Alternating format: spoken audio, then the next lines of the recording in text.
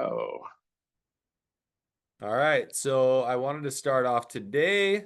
I'm going to start off with I typed out some things that I wanted to share, and I'm going to start off with something that I typed towards the end that I was like, you know what? I'm going to make that the first thing we talk about.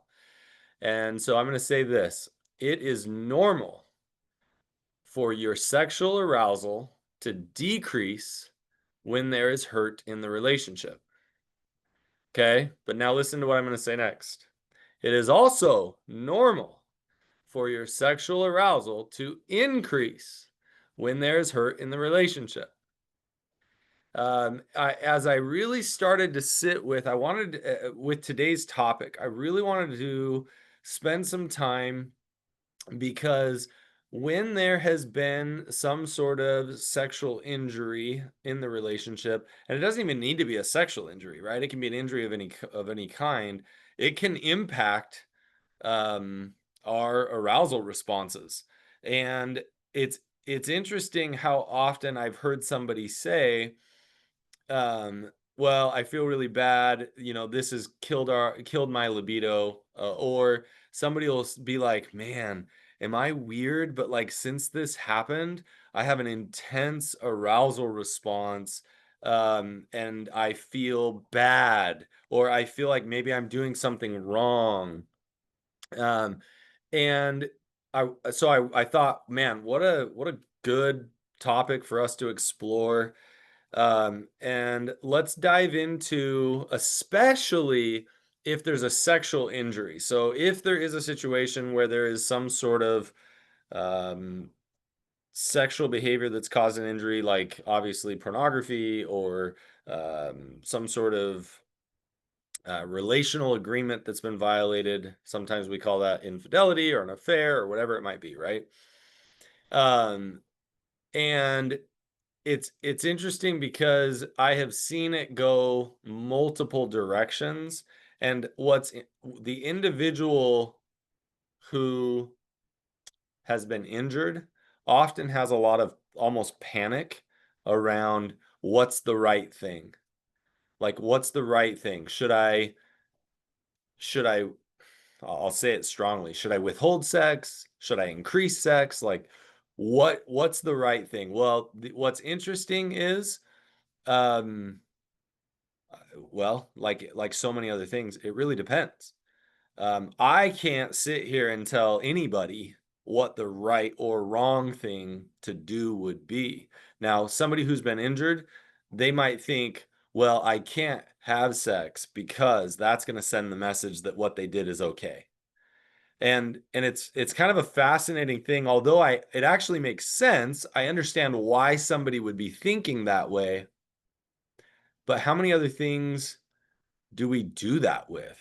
Right? So I will tell you, in couples work, one of the things we learn is that when there's an injury, it's unhealthy to give the cold shoulder, to withdraw, to what is I'm trying to remember what Gottman calls it, stonewalling, right? It's unhealthy to do those things in an effort to send a message because you need to know what you've done wrong, right? This is where we get into like punishing, and that's not how relationships uh, flourish or function. Now, I do understand the injury that's been caused isn't how relationships are supposed to function either, except injuries are a we need to expect when we're in an intimate relationship that we are going to injure each other, just because by nature of the closeness of the relationship we're going to make mistakes, we're going to hurt each other. Sometimes it might happen and it's a tremendous unhealthy oversight that we're hiding. Sometimes it's unintentional. Lots of different confusing things there. um, but when an injury occurs, we don't want to use anything, including sex, to send a message, right? What we want to use to send a message is a conversation, is our voice, because and that's difficult, it's painful. But you don't want to use a behavior to send a message, because I mean, if I were to just make something up, that's like using an arrow to send a message, right? Like it's like, well, what's the message? Is there something tied to the arrow? Is there like, I mean, it's as weird as it sounds. We actually need to figure out a way to walk through and communicate the hurt, the injury, and that sort of thing. And so using sex as a way to send a message is quite dangerous, I think, for both people. It's too easily misinterpreted. However, let's say we engage sexually in the relationship. We do want to have a conversation about, I'm feeling fear that because I'm engaging with you sexually, that you think I might not be hurting still, or you think that your apology was sufficient and weak, and my hurt isn't still present or something, right? And so what we're doing is we're having conversations about what are all the messages that are being sent in the relationship, and we're making um, these implicit ideas explicit. We're bringing it out, we're talking to each other about it. I've actually had couples who will say to me, well, in exploring and navigating this, they'll say, well, is it okay if I say to my partner, like, I want to have sex with you, but for me right now, it's not much of an emotional connection, and it's more of just me wanting to have sex. And is that okay? And I'm like, well, is that okay with you? And they're like, yeah, I'm fine with it. And I'm like, well, is that okay with your partner? Right? Like, did you have you have a conversation about it? Well, yeah, we both understand what it is.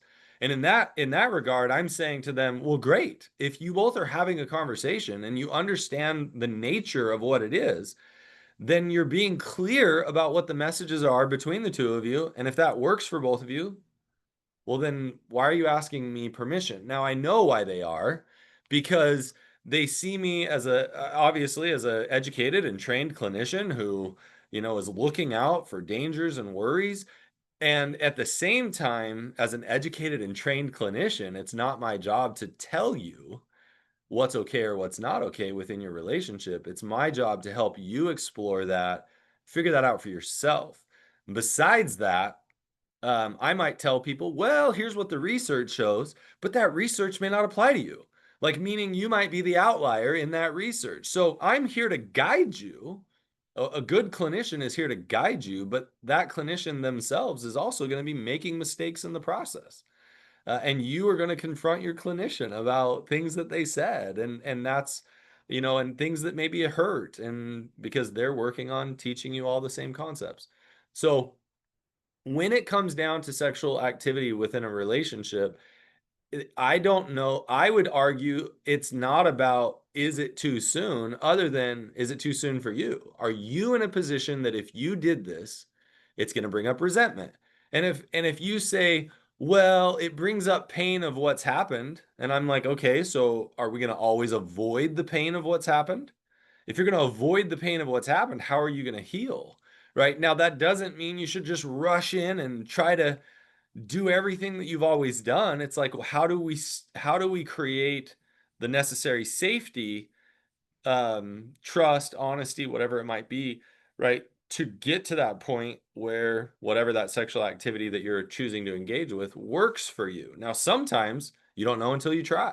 And so you say, hey, I want to give this a try. I'm nervous about how it might injure me and what might come up. I might be willing to be sexual today, but I might need a week or two or whatever to work through it, and I might not want to be sexual again. And so you're setting that groundwork and having conversation about the various possibilities. What I really don't want my couples to do is create these judgments about what's okay and what's not okay sexually, and then hold to it because for some reason they have believed that that's the absolute truth. And that can come from you're attending a 12-step meeting and somebody said, well, what we did was this and it was super helpful. And so then you're like, oh, well, I guess we have to do that. No, you don't. Like, let's talk about the pros and cons. Let's explore that together. When it comes down to relationship pain, and I've talked about this previously, Some of that is it's because our relational agreements were different, or your understanding of the relational agreement might have been different, or I went against the relational agreement. I knew what it was, and I chose to act out against it. And so what we're doing after injury is trying to reestablish those relational agreements with each other about, well, what does sex mean right now? What does sex look like for both of us right now? What are we comfortable with? What are we not comfortable with? How do we start repairing that part of our relationship? And all of that is all about re-exploring the relational agreements. Here's another thing that I see a lot around sex and injury within relationships is that I'll have a partner say to me, "Oh, well, I always know that when he or she wants to do this, that's what they learned in porn, or that's what they learned in, with a sex worker or whatever, right? Wherever that came from, they say to me, this is where this happened. And so I am not okay with it. And what I find intriguing is I can actually empathize with the pain, right? Like I can see where you've made this connection, and so that now represents this thing, and so we're going to avoid it. The hard part is most of that is judgment, supposition, and rightfully so, right? Like, meaning, well, where did that come from? The hard part is our templates, our sexual templates, are formed in so many different ways throughout our lives.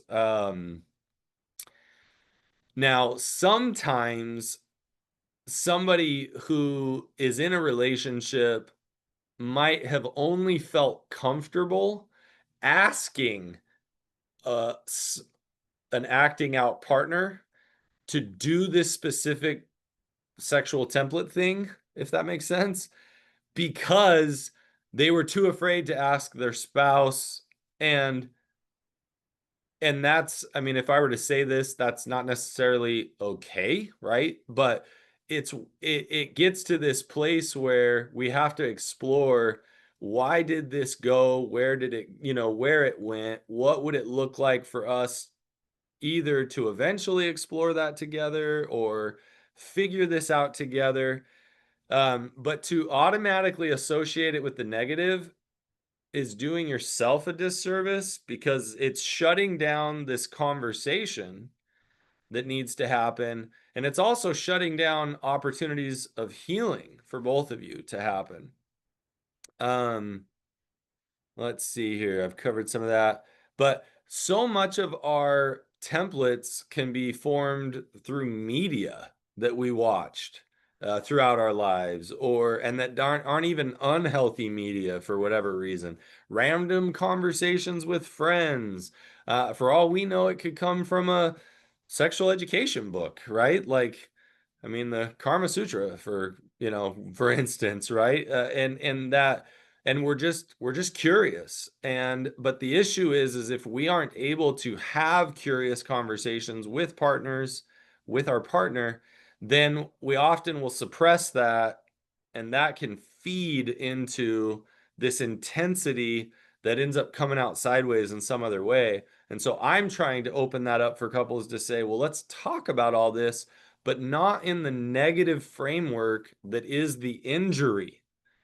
um I do understand, and it takes time, but I understand that that's difficult and painful, often painful for both. Um, One piece of education that I like to share is that providing sexual pleasure to each other is about giving each other the permission to be the person to provide that experience. And sometimes I might, as a partner, go, I don't know that I love this. Like, this isn't my thing, but I'm happy to show up and provide this.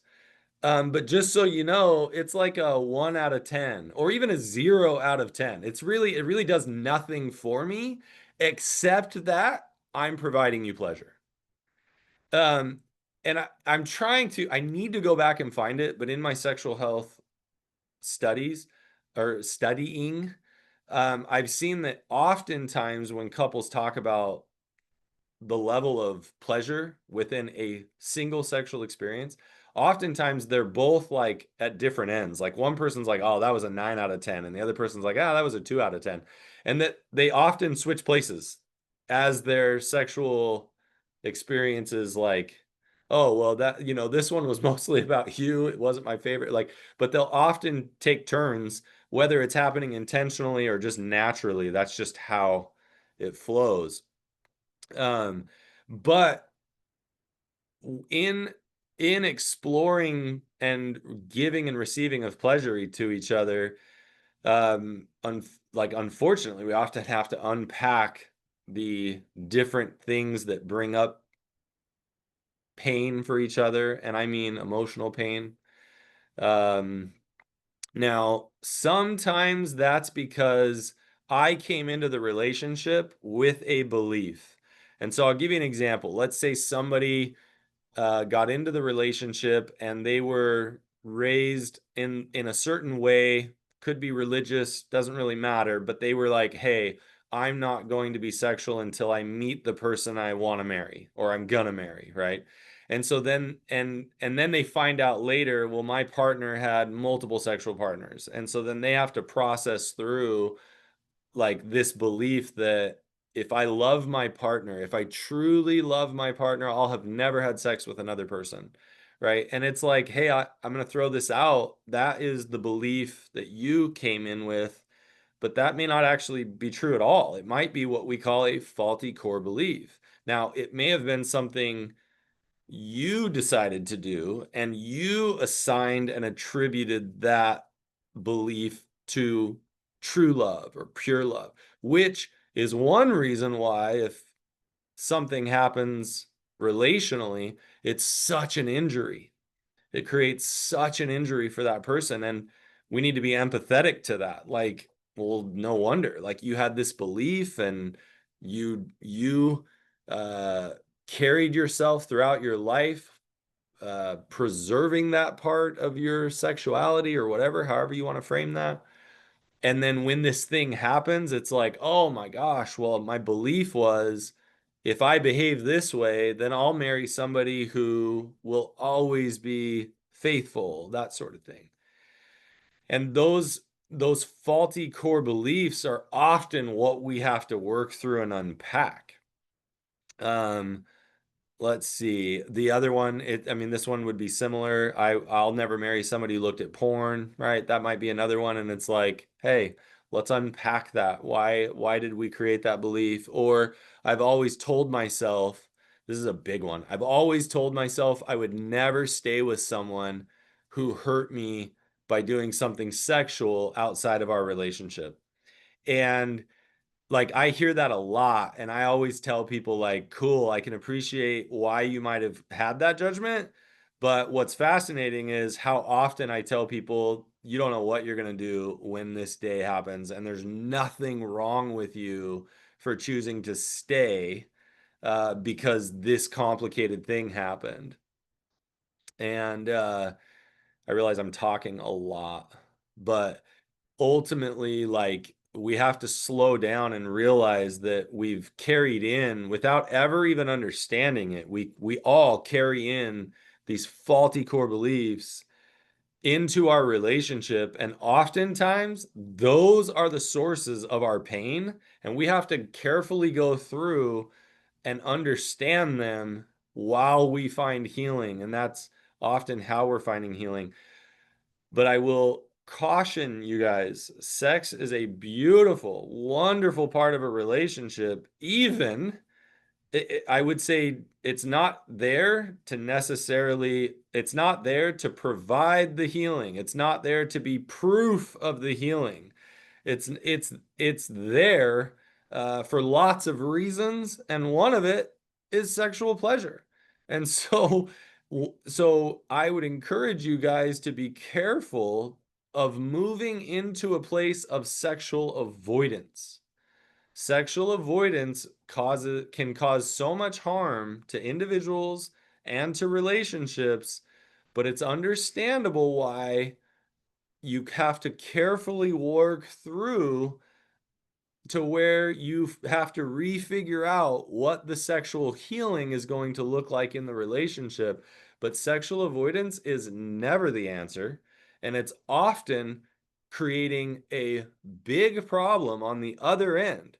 Especially if we're measuring recovery by sobriety or um, something of that nature, recovery is so complicated, but do not use sexual avoidance as a tool because from what I see, especially with my couples, is that it will cause a lot more damage in the long run. And it's one more thing we've got to end up working through. So, Scott, I'm sure you wrote down some things. And I would love questions. I know that this is a delicate topic, which is why I'm addressing it. Yeah, I love this topic, and I have lots of stuff written down. So please type your questions in. Otherwise, Matt and I will talk the entire hour on this one. Um, but here's some of the stuff I wrote down or that popped into my head. Don't use sexual avoidance as a tool, but also don't use sex itself as a tool. Yeah, You know, that is, I love that I mean, yeah, I can't push that strong enough. Like, you have to be extremely careful with it. yeah. I mean, sex is not relationship glue. Sex will not fix the pain caused by cheating. Sex will not fix our inability to communicate. Sex will not fix, my inability to deal with my own feelings and share them with you and open up and be vulnerable. Sex won't fix those things. Sex can be a lot of fun. It can be really physically pleasurable. It can be Yes. emotionally and intellectually pleasurable. Hmm. Um, it's not you don't glue your relationship back together with sex though, Right. Or the avoidance of or sex. avoidance, right? Right. It's so interesting because years ago I was creating a needs list with several other therapists, and with the two female therapists, they were kind of like, "Well, should we put sex on here?" And I'm like, "I am so nervous to put sex down as a need because when I'm looking at needs, right? If I were to put cycling down as a need, as much as I love cycling, the truth is there's plenty of people who cycling is they don't really care for it, right? And in some sense, like even though a large portion of the population really enjoys sex, I mean, we have asexual individuals. We have people who it just isn't fulfilling in that way for them. But sex can be used to meet needs in such an amazing way, but it can be used to hurt people in such amazing ways, right? So Yeah, I was like, we need to recognize that sex is and can be incredible as an experience and can do a lot. But this idea of, well, let's figure out when are we using it for what and why? yeah, But a lot of yeah, us, I don't know that we even have the awareness. yeah. I mean, the thing I explain to guys in my sex and porn addiction online work groups is you don't physically need sex. Um, you don't even relationally need sex. You can be very emotionally, intimately connected with your partner and have a sexless relationship. Most Hmm. people don't want that, but it's possible. Right. And physically, you don't need it. If I go 6 months without an orgasm, nothing happens to my body. My penis doesn't explode. I mean, nothing bad happens. Right. Um, so it may be a need in your particular relationship as an expression of connection Right. and something that you both really want as a pleasurable thing you do together. Hmm. But going without it for a while isn't going to kill you. It isn't probably going to kill the relationship, but using it, like Matt mentioned earlier, might kill your relationship. Yeah. You know, um, what some of the stuff did you want to jump in on that? Because I got a whole bunch of other stuff here. Keep going, keep going. I love Okay. it.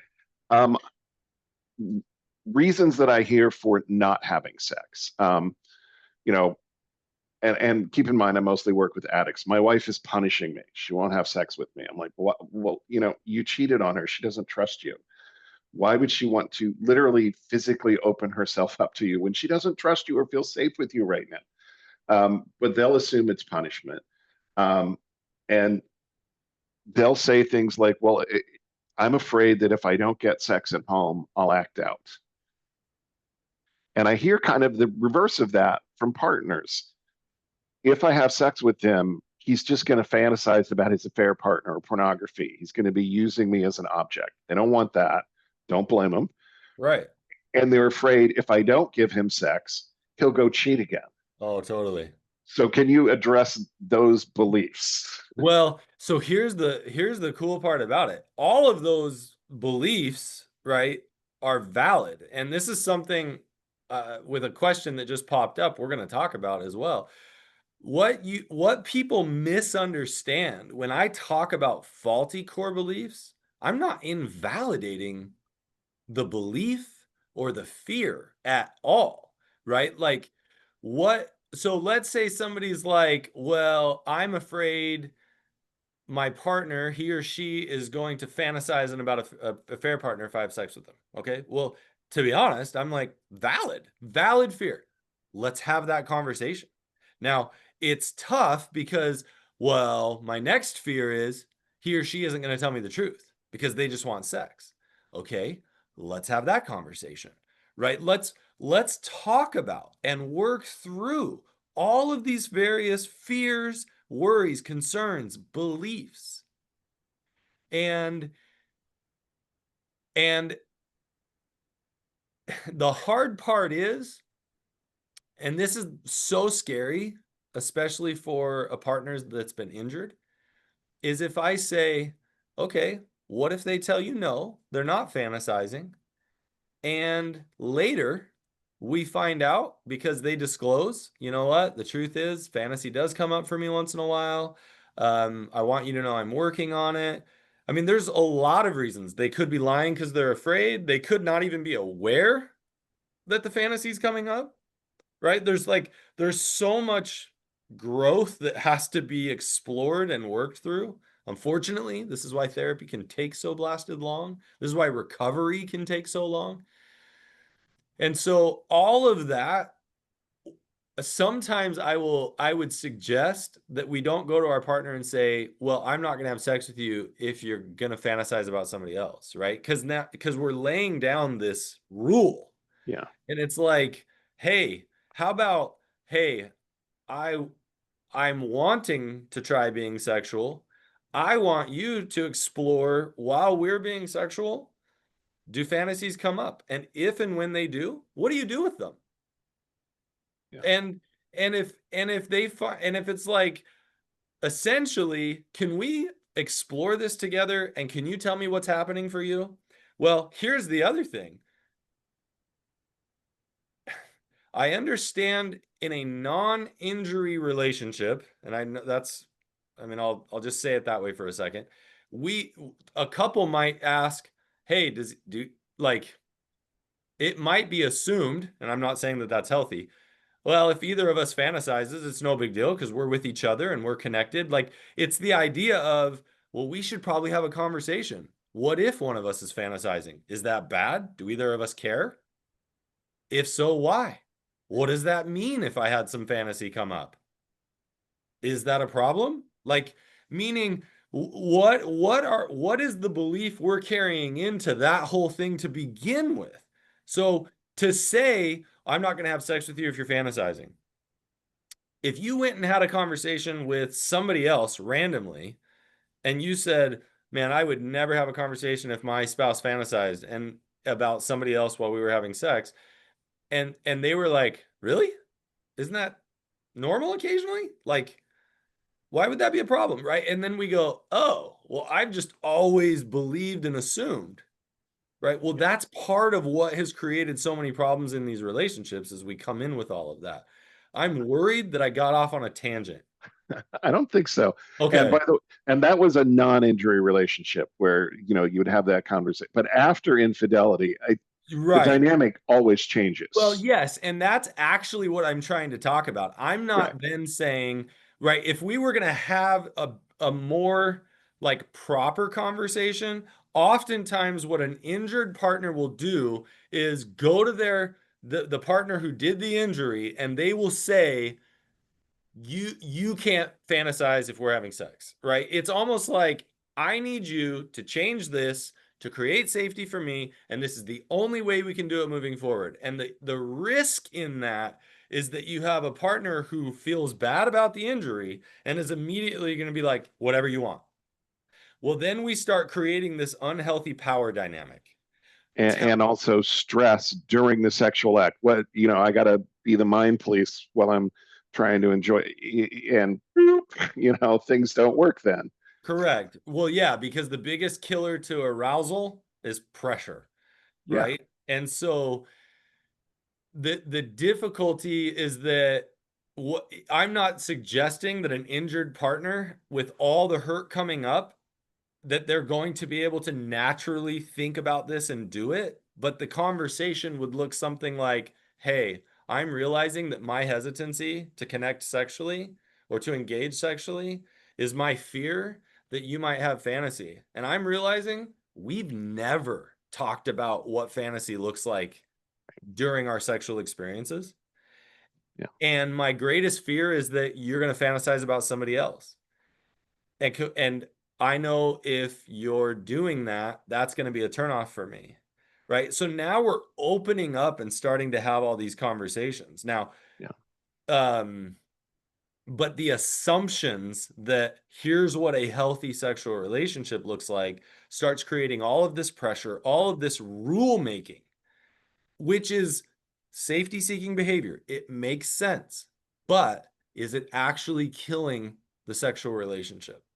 yeah. Um, let's jump into the questions. I literally could pepper you the whole hour. Do you have advice for a betrayed partner who misses physical touch of any kind, including sex, but still doesn't know if they want to continue in the relationship? Yeah, I mean this is always a tough one, right? Hmm. Because it all comes down to what are healthy and safe ways that are within the relational agreement Right.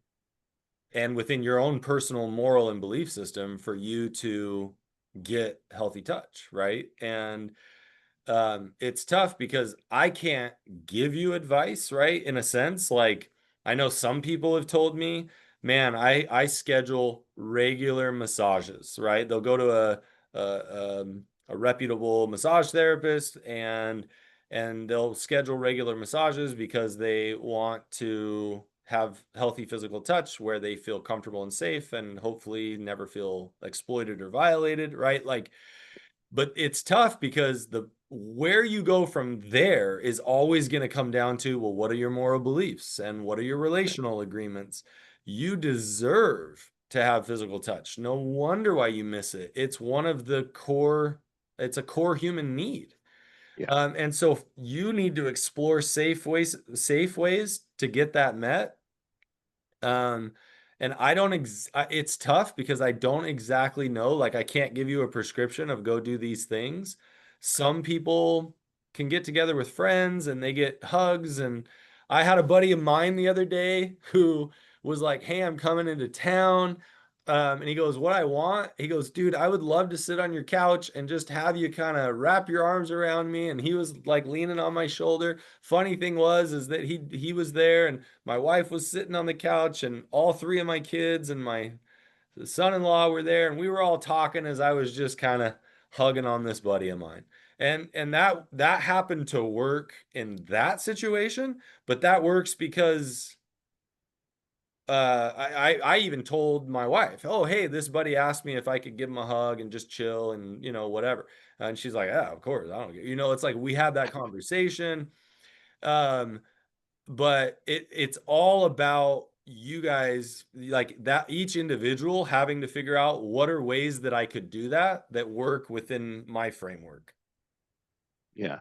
I can tell you when COVID hit, I went bonkers because I was used to getting hugs at my in-person 12-step meetings. Mm-hmm. And that was the one thing I missed. Everything else, I was like, fine. I need a friggin' hug, drove me bananas. So I'm with you. I feel your pain. Yeah. Um, Such okay, a good next one. question. Betrayed partner here, 12 months since D-Day. You mentioned faulty core beliefs. I believe that the core beliefs are good with me. My addict partner is responsible for the violation here. Should addicts not aspire to a higher and more respectful standard? Meet me where I am rather than me having to twist my core belief to fit the coupleship. That's a great question. Oh, it's a wonderful question. I love that you ask it. I wonder, well, I'll just dive in. Here's what's interesting. The truth is, every single one of us comes in with faulty core beliefs. And what I mean by that is they are beliefs that are faulty because they don't work at us getting our need met or our partner getting our need met. And so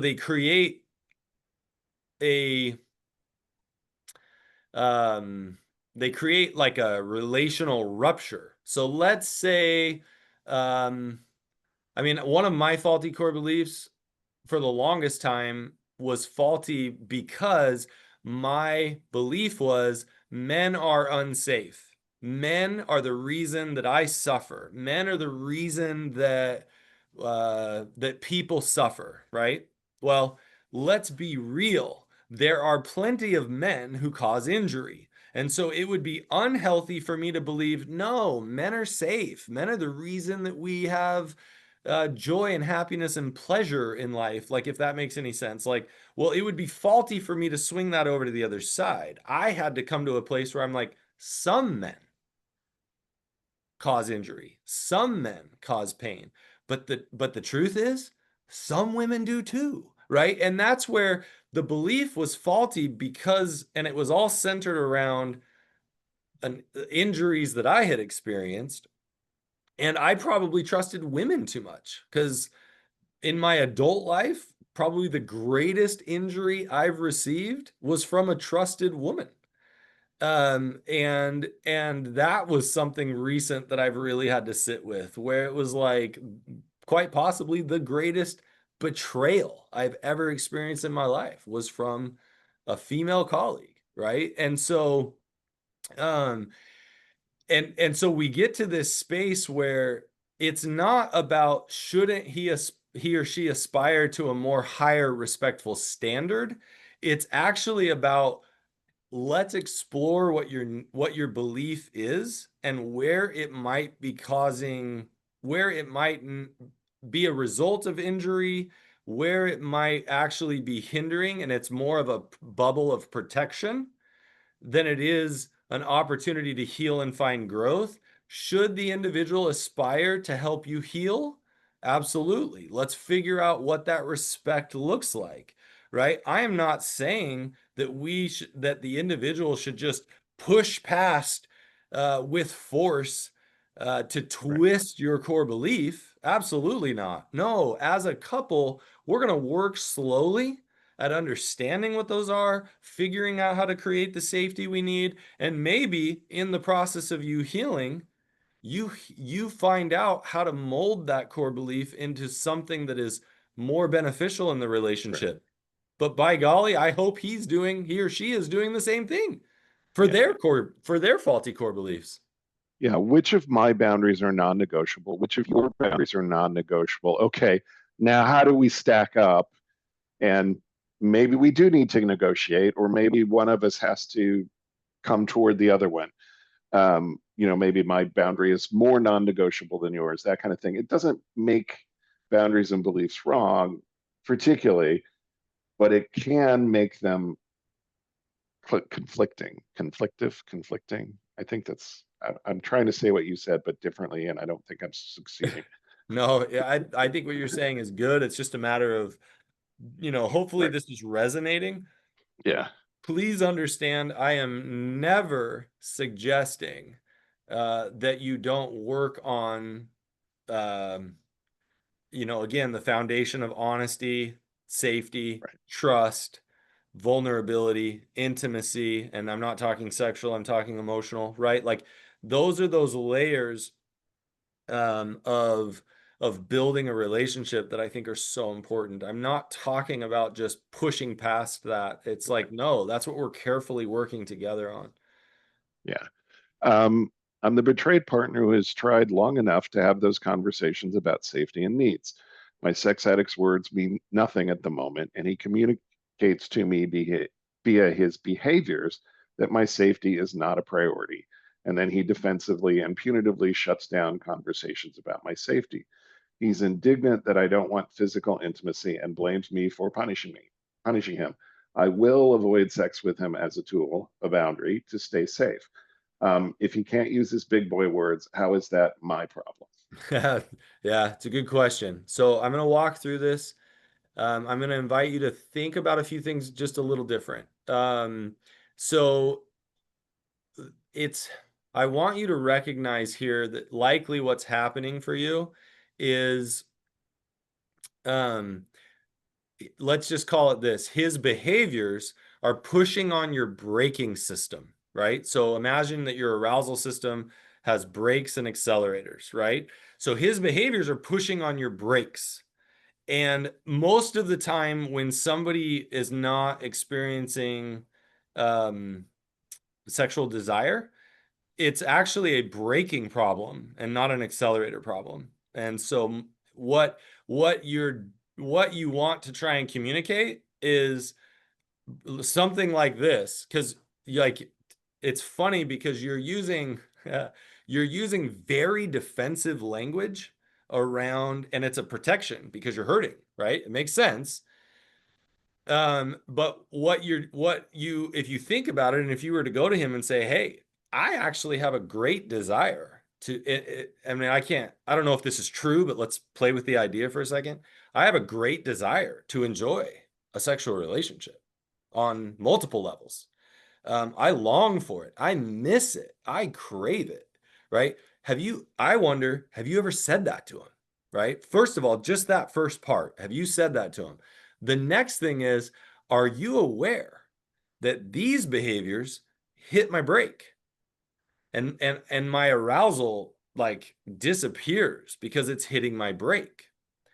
Um, and I hear that what you're telling me is that you're afraid I'm using it as punishment. Now, with the way you're saying it, it sounds like you're owning that. I am using it as punishment. But I would argue what you're saying is I am, because I'm not. I'll use a gracious assumption here that you actually don't want to use it for that purpose, but you're afraid, you're scared, and you're saying, I I don't know how to feel congruent with myself. If you're going to behave in this way, my body is not having any sort of responses that make me want to go that direction. And so, if you want to talk about my braking system and you want to ask me about, hey, how are we doing on the braking system, right? Um, I'm curious, did this hit your brake, right? Did this cause this emotional shutdown, that sort of thing? And so, but what you're saying is essentially the and you're doing it in a way that he's hearing, I'm using sex as the tool for you to change your behavior. And like, can I tell you, in that sense, you're both wrong. Like, meaning it's going to be a disaster for both of you. Instead of, hey, I don't want to use this for that, like for that, but I can't congruently engage in sexual activity. As these behaviors happen, they shut me down. And so my body can't open up, right? And I mean, even think about that in the symbolism of what sex is. You know, my body can't even open up to allow that to occur because all of these behaviors just shut me down. So Here, oh, go ahead, Matt. no, I'm hoping you understand that I am empathizing with how painful that must be. And I'm not suggesting that you push past your incongruency, force yourself to do it. No, that's gross for you, for him, because that's you not consenting. And I would never suggest that. Yeah. Here's what I tell the addicts that I work when this comes up. My wife is withholding sex from me. And I say, okay, well, what is healthy sex? And they're like, they have no idea. So here's the definition I give them. Healthy sex for recovering sex addicts is a physical expression of the emotional intimacy and safety that already exists in our relationship. And guess what, buddy? You completely destroyed the emotional intimacy and safety in the relationship. Healthy sex is not on the table right now. Until you can repair the emotional intimacy and the safety and the loss of relationship trust, why would you expect sex? Um, you know, and they go, oh, okay, they start Well, thinking, the struggle is the expectation, right? An absolutely. expectation is often an entitlement, right? Which Hmm. is I deserve or whatever. Well, that's dangerous, right? And half the time, that's what got them in trouble in the first place. Yeah, no doubt. And so there's this really difficult space of, hey, what would it be like for you to see that this is this mutually consenting thing that's all about figuring out how both of you can enhance your pleasure and joy in this experience. And I don't mean this in a bad way. There are a lot of individuals that just don't understand, oh, I need to tune in. This is a dance between the two of us, Mhm.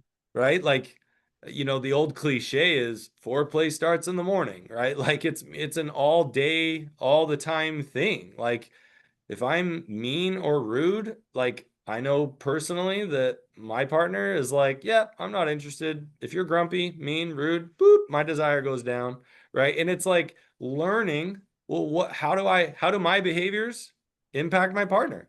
How do I explore that? How do I repair? Because I'm going to screw up. How do I repair so that that desire can come back? Right.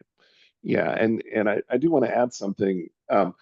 When I say, a physical expression of the emotional intimacy and safety, that's all airy fairy. And it sounds like we have to be in the missionary position, looking each other in the eyes and counting the ways we love each other. And that's not what I'm Well, saying at right, all. because sometimes Sex sex. can be super crazy and hot. Well, and it can just be about each other experiencing pleasure. And it's Right. like there is no emotional connection right now. We're just experiencing But it together. if the emotional connection is typically there, Right. we're not all of that extra baggage of like, is Correct. he fantasizing? Is this? Is that? Correct. It's not there anymore. Yep. Then you can go at it and have a, great hot sex and And yippee. an injured partner often can hold that belief that, well, in order for me to be in the mood, like it has to be this, candles and rose petals and long and drawn out. And I always try and tell them, like, well, it can be that. And Yeah, that's great. If he can tune in and learn, he or she can tune in and learn how to do that. Sure. If you enjoy that, why not? Right. And at the same time, but why are you limiting it to just that? Like, yeah, what a bummer for both of you. yeah. I totally agree. No way we're going to get through all these questions. I'll probably copy these and save them and pass them to you, Matt, and you can Okay. answer if you want in your next session. My addict partner has been put on medication for his impulse control and isn't interested in sex, which is a common side effect of certain psych meds. I'm starting to feel safe with him, and I enjoy not having the pressure of constant sex. It is like we are rebuilding the relationship without the pressure of sex. Um, Right.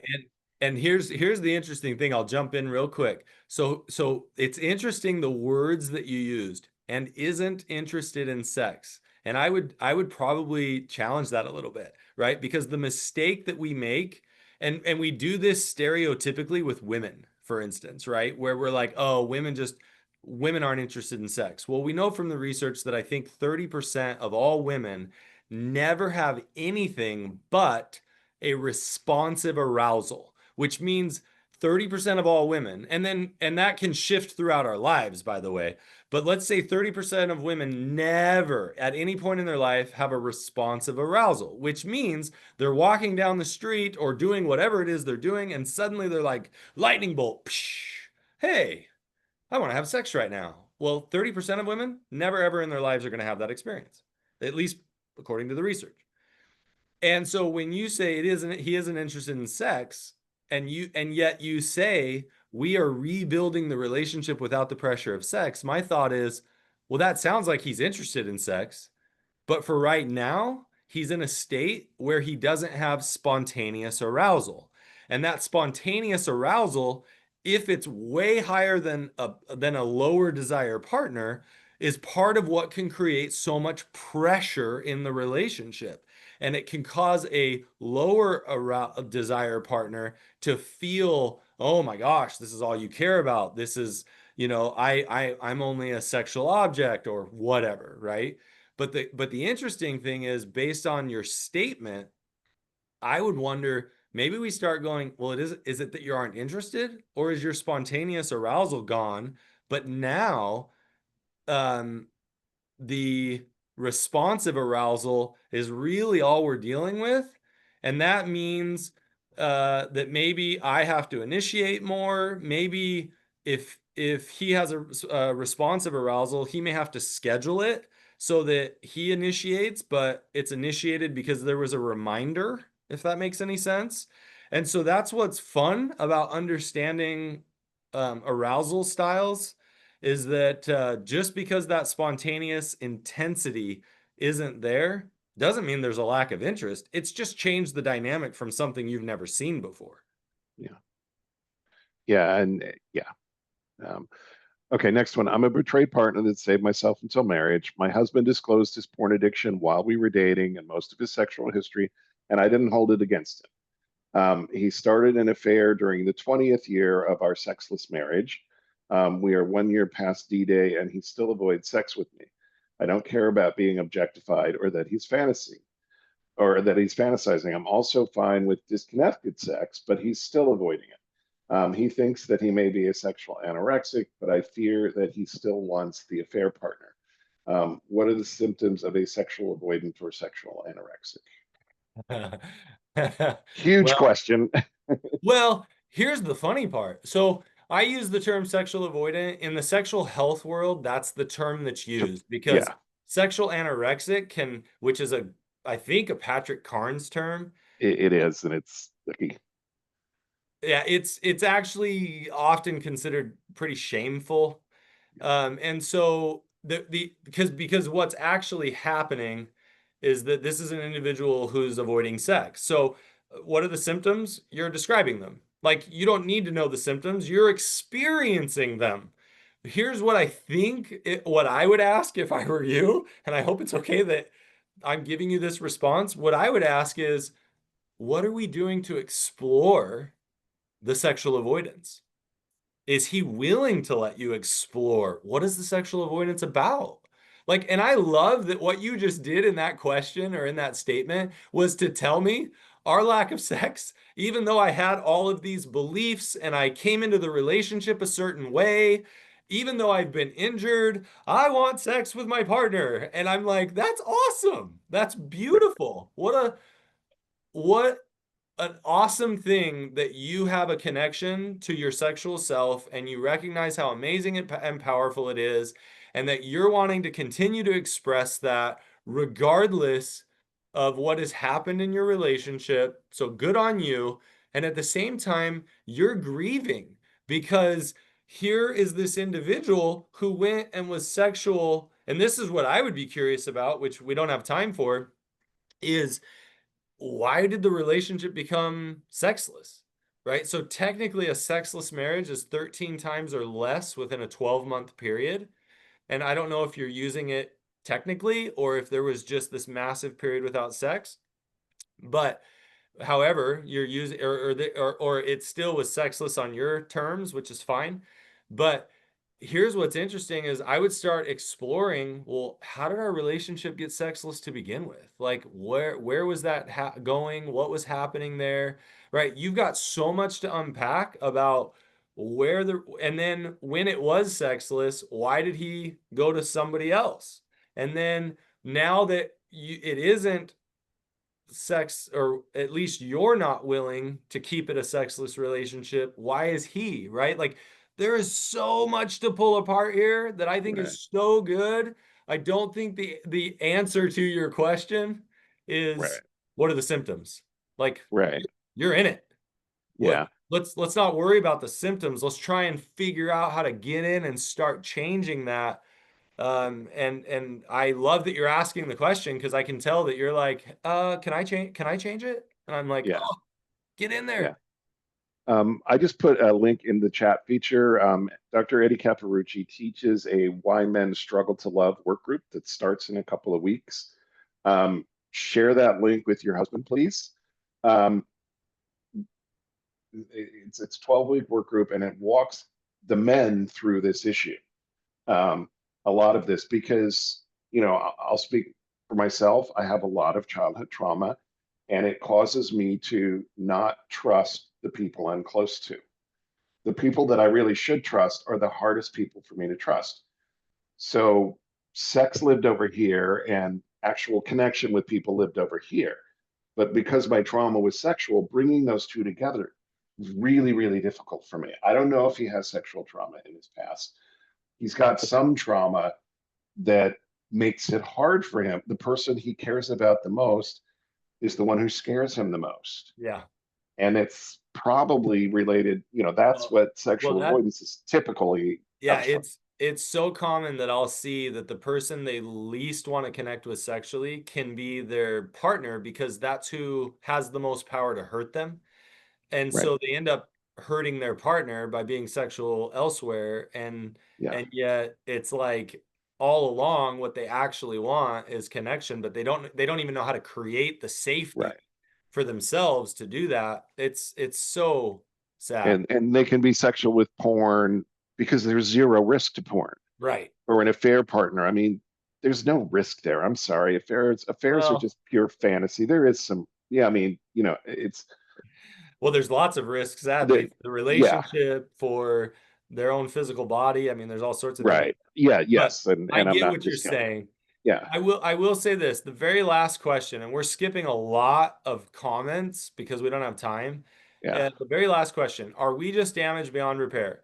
I don't blame you for asking that question. I know that this is such, even talking, repairing the sexual relationship is such treacherous work. I love it personally. I love helping couples go there.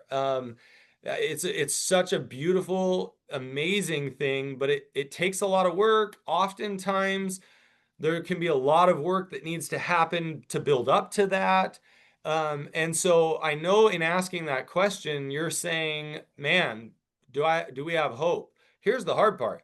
I can't answer that. There are some couples that are. They won't recover, and divorce might be best for them. I have a lot of other couples that I'm like, hey, there is so much that can be done here. You can dig in and do the work, but it's hard. And another question is it worth it? Right? Like we all have to figure that out. But I would say try not to make a decision from that hopeless, damage beyond repair place. Like there is lots of hope, but I have no idea from relationship to relationship, nor will I answer that for anybody because it's not my place. yeah. So, um, thank you, Matt, for a great topic. Thank you, everybody, for participating, asking great questions, great discussions. I will get this posted on our website if you want to revisit it. You can check it out. I'll try and get it today, but it'll probably be up tomorrow. Um, Do you want to send me all the questions that are there, even if we already answered them? yeah, let me try and do a capture here. And the reason is, I think maybe on the next one, I'll review some of these and talk Yeah. about how I'm continuing on from our last discussion Okay. and try to pick it up even though I know that in a couple of weeks my headspace isn't going to be in the exact same spot. So any of you who would love to join us in a couple of weeks, I'd love to have you back, and we can just pick this conversation up if that would be helpful. Yeah. Yeah. I just copied that. So I think we're good to go there. So thank you all for being here. Thank you, Matt, as always, for volunteering your time and sharing your expertise.